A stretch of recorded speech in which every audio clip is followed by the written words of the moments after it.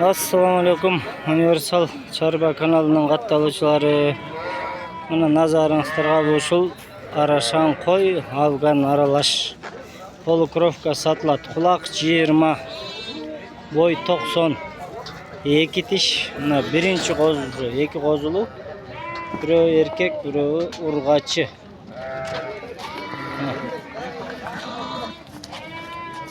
Kozunun kulaklarını görünsüzler.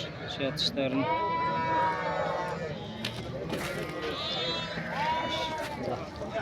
Bunu şu urgaçken. Biri erkek.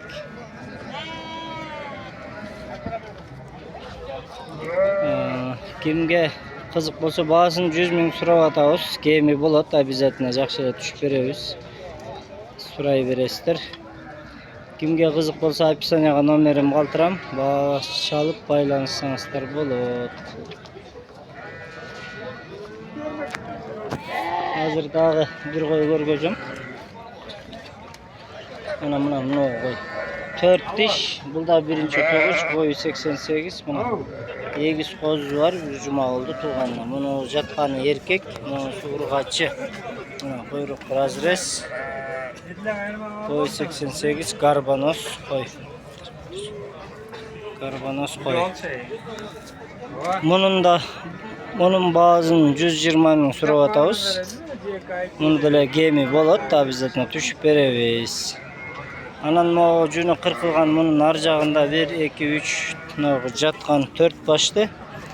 Olur bazı 35 000'den berебиz. Biri 2 tiş, boyu 88, ököbü 6 tiş, biri kozu. Şul 4-övü 35 000'den görüken. Amına junu jüdөгөн kara degen. Aябай жакшы koçkordan kaçkan 2 tiş. Kuday börüze bir 15-20 günün içinde tuğut. Jelini salıp koygan. Jündü kara koy. Bunun bağısı 45 000 surap atabыз. Hazır bu koydu kuğan koçkordun balasını sizlerge görgözöm. Anan kızık bolsa bunu koy.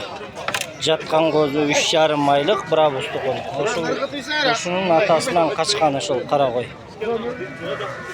Turguzup görgözöm, boyu 80.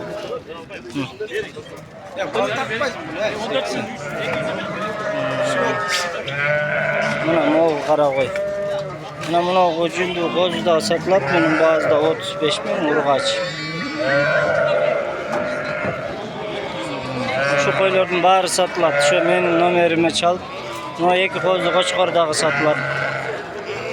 Biri 3,5 ay, biri 4,5 ay. Mına kara çoğun koy. Nasip söyleşöresizler.